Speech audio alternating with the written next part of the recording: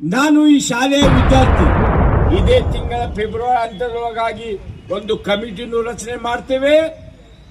ಆಡಳಿತ ಮಂಡಳಿಯ ಪರವಾಗಿ ಶಿಕ್ಷಕ ಸಿಬ್ಬಂದಿ ಕಾಲೇಜ್ ಸಿಬ್ಬಂದಿ ನೇಮಕಾತಿಗೆ ನಾವು ಹೋರಾಟ ಮಾಡ್ತೀವಿ.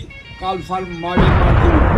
ಅವಾಗೂ ವಿರೋಧ ಮಾಡೋ ಜನ ಇದ್ರು, ಈಗಲೂ ಇದ್ದಾರೆ, ಮುಂದೆ ಇರ್ತಾರೆ. ಈ ವೇದಿಕೆ ಮುಖಾಂತರ ನಾವು ಇವತ್ತು ಪ್ರಾಮಿಸ್ ಮಾಡಾಗ್ತೀನಿ, ಹಾನಿ ಮಾಡಿ ಹೇಳ್ತೀನಿ, ಕಮಿಟಿ ಮಾಡೇ ಮಾಡ್ತೀವಿ. ಈ ಒಂದು ಸಿಸ್ಟಮ್ ನೋಡಿದ್ರೆ ನಿಮ್ಗೆ ಗೊತ್ತಾಗುತ್ತೆ.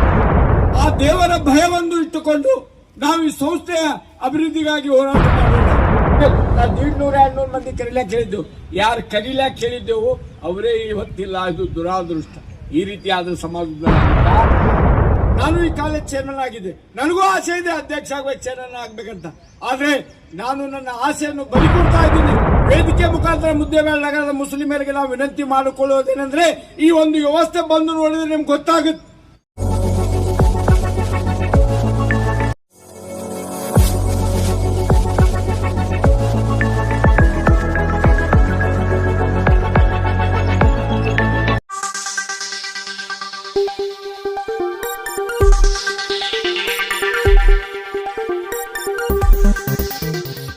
स्वागत है आपका यस न्यूज़ कर्नाटक एक्सप्रेस में।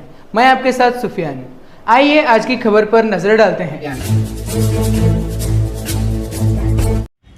ಅಂಜುಮಾನ್ ಕಾಲೇಜ್ ಹೈಸ್ಕೂಲ್ ಮತ್ತು ಪದವಿ ಪೂರ್ವ ಕಾಲೇಜ್ ITI ಸಿಬ್ಬಂದಿ ವರ್ಗ, ಮುದ್ದು ವಿದ್ಯಾರ್ಥಿ ವಿದ್ಯಾರ್ಥಿನಿಯರೇ, ಶಿಕ್ಷಕಿಯರೇ, ಉಪನ್ಯಾಸಕರೇ ಹಾಗೂ ನಮ್ಮ ಊರಿನ ಗಣ್ಯ ವ್ಯಕ್ತಿಗಳೇ, ಈ ಒಂದು ಶಿಕ್ಷಣ ವ್ಯವಸ್ಥೆ ಕುಸಿದಿದೆ. ಇದಕ್ಕೆ ಮುಸ್ಲಿಂ ಸಮಾಜದ ಪ್ರಮುಖ ಗಣ್ಯರ ಆಂತರಿಕ ಕಚ್ಚಾಟ ಮುಖ್ಯ ಕಾರಣ ಎಂದು ಹೇಳಬಹುದು. ನಾನು ಈ ಶಾಲೆಯ ವಿದ್ಯಾರ್ಥಿ. ನಮ್ಮ ಹಿರಿಯರಾದ ಈ ಕಾಲೇಜ್ ಚೇರ್ಮನ್, ನಾನು ಕಾಲೇಜ್ ಚೇರ್ಮನ್ ಆಗಿದ್ದೆ, ನಮ್ಮ ಲಾಲ್ ಸಾಹೇಬರು ಕಾಲೇಜ್ ಚೇರ್ಮನ್ ಆಗಿದ್ರು. ಎಲ್ಲರೂ ಸೇರಿ ಆ ಒಂದು ಕಾಲದಲ್ಲಿ ಯಾವ ರೀತಿ ವ್ಯವಸ್ಥೆ ಇತ್ತು, ಈಗ ನೋಡಿದ್ರೆ ಅದು ಅಧೋಗತಿಗೆ ಹೋಗಿದೆ. ಇದಕ್ಕೆ ದಯವಿಟ್ಟು ನಾನು ಈ ವೇದಿಕೆ ಮುಖಾಂತರ ಮುದ್ದೇಬೇಳೆ ಸಮಾಜದ ಮುಸ್ಲಿಂ ಯುವಜನರಿಗೆ, ಮುಖಂಡರಿಗೆ ಹಾಗೂ ವಿದ್ಯಾರ್ಥಿನಿಯರಿಗೆ ಕರೆ ನೀಡುವುದೇನೆಂದರೆ, ಈ ಶಾಲೆಯ ಬಗ್ಗೆ ಚಿಂತನೆ ಮಾಡದೆ ಹೋದ್ರೆ, ಈ ಶಾಲೆಯ ಬಗ್ಗೆ ವಿಚಾರ ಮಾಡದೆ ಹೋದ್ರೆ, ಸಮುದಾಯದ ಬಗ್ಗೆ ಕಿಂಚಿತ್ತು ಒಂದು ಒಳ್ಳೆಯ ವಿಚಾರ ಮಾಡದೇ ಇದ್ರೆ ಆ ದೇವರು ನಮಗೆ ಕ್ಷಮಿಸುವುದಿಲ್ಲ. ಆ ದೇವರ ಭಯವನ್ನು ಇಟ್ಟುಕೊಂಡು ನಾವು ಈ ಸಂಸ್ಥೆಯ ಅಭಿವೃದ್ಧಿಗಾಗಿ ಹೋರಾಟ ಮಾಡೋಣ. ನಮ್ಮ ಲಾಲ್ ಸಾಬ್ ಅವರು ಈ ಕಾಲೇಜ್ ಪರ್ಮಿಷನ್ ತಗೊಂಡು ಬರುವಾಗ, ಈ ಕಾಲೇಜಾಗಿ ಬೆಂಗಳೂರಿಗೆ ಹೋದಾಗ ದಿವಂಗತರ ಮೋಮಿನ್ ಅವರು, MD ಮೋಮಿನ್ ಅವರು ಊಟ ಮಾಡುವಾಗ ತನ್ನದೊಂದು ರೊಟ್ಟಿ ಅವರಿಗೆ ಕೊಡ್ತಿದ್ರು. ಯಾಕಂದ್ರೆ ಹಿರಿಯರು ಹೆಂಗಿದ್ರು, ತಾನು ಒಂದು ರೊಟ್ಟಿ ಕಡಿಮೆ ತಿಂದು ಅವರಿಗೆ ಪಲ್ಯ ತಿಂದು ಆ ರೊಟ್ಟಿ ಅವ್ರು ಕೊಟ್ಟು ಸಂಸ್ಥಾ ಕಟ್ಟಿದವರು ಸ್ವಾಮಿ. ಇದು ಈಗ ಏನಾಗಿದೆ ಸಂಸ್ಥಾ ಪರಿಸ್ಥಿತಿ. ಕಳೆದ 15 ಆಗಸ್ಟ್ ದಿವಸ ನಾ ಹೇಳಿದ್ದೆ, ಮುಂದೊಂದು ದಿನ ಈ ಕಾಲೇಜ್ ಸಿಬ್ಬಂದಿ ನೇಮಕಾತಿ ಪ್ರಯತ್ನ ಮಾಡ್ತೀವಂತ. ಆದ್ರೆ ದುರಾದೃಷ್ಟ, ಯಾಕಂದ್ರೆ ಅಭಿವೃದ್ಧಿ ಕಾರ್ಯದಲ್ಲಿ ಕೆಲವರು ಸಹಕಾರ ನೀಡದೇ ಇರುವುದರಿಂದ ನಾವು ಹಿನ್ನಡೆ ಅನುಭವಿಸಬೇಕಾಗಿತ್ತು. ಆದ್ರೆ ಈಗ ಹಿನ್ನಡೆ ಅನುಭವಿಸುವುದಿಲ್ಲ.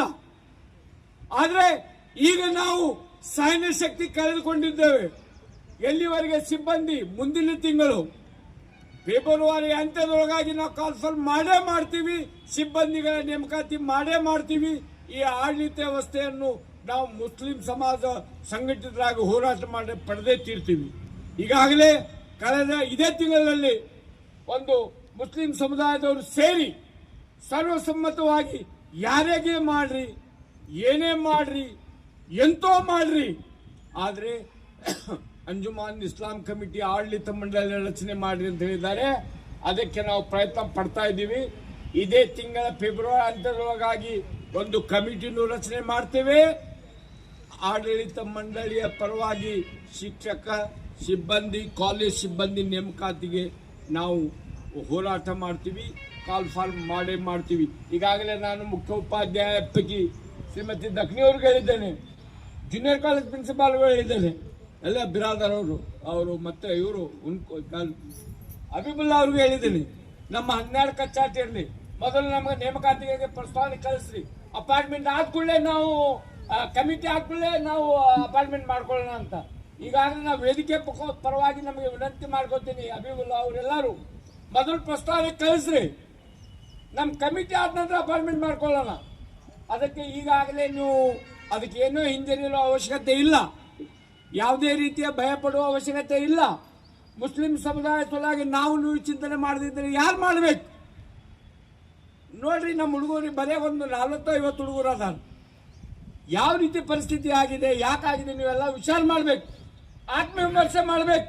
ನಾ 150-200 ಮಂದಿ ಕರೀಲಾಕ ಹೇಳಿದ್ದೆವು, ಯಾರು ಕರೀಲಾಕ ಹೇಳಿದ್ದೆವು ಅವರೇ ಇವತ್ತಿಲ್ಲ. ಇದು ದುರಾದೃಷ್ಟ. ಈ ರೀತಿ ಆದ್ರೆ ಸಮಾಜ ಉದ್ಧಾರ ಆಗುತ್ತಾ? ಶಿಕ್ಷಕರಿಗೆ ನಾನು ವಿನಂತಿ ಮಾಡ್ಕೊತೀನಿ, ಮಕ್ಕಳು ನೀವು ಧೈರ್ಯಕ್ಕೆ ಹೋಗ್ಬೇಡ್ರಿ, ನಾವು ಎಲ್ಲ ರೀತಿಯಿಂದ ನಿಮ್ಮ ಜೊತೆ ಇರ್ತೀವಿ. ಇಂದಿನಿಂದ ಯಾರು ಮುಲಾಜಿಲ್ಲದೆ ಅಪಾರ್ಟ್ಮೆಂಟ್ ಮಾಡ್ಲಾಕ ಆಡಳಿತ ಕಮಿಟಿ ರಚನೆ ಮಾಡ್ಲಾಕ ನಾವು ಮುಂದುವರಿತೀವಿ, ನಾವು ಮಾಡ್ತೀವಿ. ಈ ಏನದಾವ ಈ ಮಕ್ಕಳ ಸಂಖ್ಯೆ ಮುಂಬರುವ ಆಗಸ್ಟ್ ತಿಂಗಳ ಒಳಗಾಗಿ ದೊಡ್ಡ ಪ್ರಮಾಣದಲ್ಲಿ ಆಗುವಂಥ ಮತ್ತೊಮ್ಮೆ ನಾ ದೇವರಲ್ಲಿ ಪ್ರಾರ್ಥನೆ ಮಾಡ್ತೀನಿ. ನಮ್ಮ ಸಿಬ್ಬಂದಿಯ ಪ್ರಯತ್ನ ಸಫಲವಾಗಲಿ, ನಮ್ಮ ಬೇಡಿಕೆ ಆ ದೇವರು ಅಲ್ಲ ಈಡೇರಿಸಲಿ. ನಮ್ಮ ಮುಸ್ಲಿಂ ಸಮುದಾಯದ ಹಿರಿಯರು ಈ ಕಟ್ಟಿದ ಈ ಸಂಸ್ಥೆ ಎಲ್ಲ ಧರ್ಮದವರು ನೀಡಿದ ಕಾಣಿಕೆಯಿಂದ ಸಂಸ್ಥೆ ಎಮ್ಮರವಾಗಿ ನಿಂತಿದೆ. ಈ ಮುಂಚೆ ಕೆಳಗಡೆ ಇತ್ತು ಬಜಾರ್ನಲ್ಲಿ ಶಾಲೆ, ಆ ಶಾಲೆ ಈ ಮಟ್ಟಕ್ಕೆ ಬರಬೇಕಾದ್ರೆ ದೊಡ್ಡ ಪ್ರಯತ್ನ ಇದೆ, ಪರಿಶ್ರಮ ಇದೆ. ಅವಾಗೂ ವಿರೋಧ ಮಾಡೋ ಜನ ಇದ್ರು, ಈಗಲೂ ಇದ್ದಾರೆ, ಮುಂದೂ ಇರ್ತಾರೆ. ಯಾಕಂದ್ರೆ ಈ ಸಮಾಜದಲ್ಲಿ ಪೈಗಂಬರವರಿಗೆ ಬಿಟ್ಟಿಲ್ಲ, ಯೇಸು ಕ್ರಿಸ್ತರಿಗೆ ಬಿಟ್ಟಿಲ್ಲ, ಬಸವಣ್ಣನವ್ರಿಗೆ ಬಿಟ್ಟಿಲ್ಲ, ಯಾರಿಗೂ ಬಿಟ್ಟಿಲ್ಲ. ಇವ್ರು ನಮಗೇನು ಬಿಡ್ತಾರೆ ಈಗಿನ ಕಾಲದಾಗ? ಅದಕ್ಕೆ ನಾನು ಮತ್ತೊಮ್ಮೆ ವಿನಂತಿ ಮಾಡ್ಕೊತೀನಿ, ತಾವೆಲ್ಲರೂ ಬಂದವರು, ಈ ರೀತಿ ಬಂದವರು ಸಮಾಜಕ್ಕೆ ಒಂದು ಕಳಕಳಿ ಇದ್ದವರು ಬಂದಿರಿ. ಸಮಾಜಕ್ಕೆ ಕಳಕಳಿ ಇದ್ದವರಿಂದ ಮಾತ್ರ ಸಮಾಜ ಅಭಿವೃದ್ಧಿ ಸಾಧ್ಯ.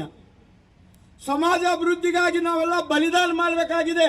ನಮ್ಮ ತ್ಯಾಗ, ಸಂತೋಷ, ನಮ್ಮ ಮನಸ್ಸಿನ ಆಸೆ ನಾವು ಬಲಿಕೊಳ್ಬೇಕಾಗಿದೆ. ನಾನು ಈ ಕಾಲೇಜ್ ಚೇರ್ಮನ್ ಆಗಿದೆ, ನನಗೂ ಆಸೆ ಇದೆ ಅಧ್ಯಕ್ಷ ಆಗಬೇಕು, ಚೇರ್ಮನ್ ಆಗ್ಬೇಕಂತ. ಆದ್ರೆ ನಾನು ನನ್ನ ಆಸೆಯನ್ನು ಬಲಿ ಕೊಡ್ತಾ ಇದ್ದೀನಿ. ಯಾಕಂದ್ರೆ ಯಾರ ಕುಂದಿರ್ಲಿ, ಮೊದಲು ಒಂದು ಆಡಳಿತ ಮಂಡಳಿ ಆಗ್ಲಿ ಅಂತ ಈ ವೇದಿಕೆ ಮುಖಾಂತರ ನಾವು ಇವತ್ತು ಪ್ರಾಮಿಸ್ ಮಾಡಾಗಿದ್ದೀನಿ, ಹಾನಿ ಮಾಡಿ ಹೇಳ್ತೀನಿ, ಕಮಿಟಿ ಮಾಡೇ ಮಾಡ್ತೀವಿ. ಆದ್ರೆ ನಾವು ಸಲಹಾ ಕೊಡುವ ಮಂಡಳಿಯಲ್ಲಿ ಇರ್ತೀವಿ, ಆಡಳಿತ ಮಂಡಳಿ ಇರುವ ಆಸೆ ನಮಗಿಲ್ಲ. ಯಾರು ಬೇಕಾದರೂ ಆಡಳಿತ ಮಂಡಳಿಯಲ್ಲಿ ಬರಬಹುದು. ಅದಕ್ಕೆ ನಾವು ಮತ್ತೊಮ್ಮೆ ತಮ್ಮಲ್ಲಿ, ಸಿಬ್ಬಂದಿಯಲ್ಲಿ, ಮಕ್ಕಳಲ್ಲಿ ಕ್ಷಮೆ ಕೋರ್ತೀವಿ. ನಮ್ಮ ತಪ್ಪಿನಿಂದ ನಿಮಗೆ ತಾಂತ್ರಿಕ ತೊಂದರೆಗಳಿದೆ. ಅನೇಕ ವರ್ಷಗಳಿಂದ ಅನುದಾನಕ್ಕೆ ಒಳಪಡಬೇಕಾಗಿದ್ದು ಕಾಲೇಜು ಅನುದಾನಕ್ಕೆ ಒಳಪಟ್ಟಿಲ್ಲ, ಈಗ ಅನುದಾನಕ್ಕೆ ಒಳಪಡಿಸ್ತೀವಿ. ಸಿಬ್ಬಂದಿ ಈಗಾಗಲೇ ಇಬ್ಬರು ಅದರ ಕಾರಣ ಸ್ಟಾಪ್, ಮೂರನೇದವರು ಇಲ್ಲ. ಅದಕ್ಕೆ ದಕ್ನಿ ಮೇಡಮ್ ಅವರು ಈ ವಾರದಾಗ ಮುಂದಿನ ವರ್ಷ ಅವರು ಇರುವುದಿಲ್ಲ.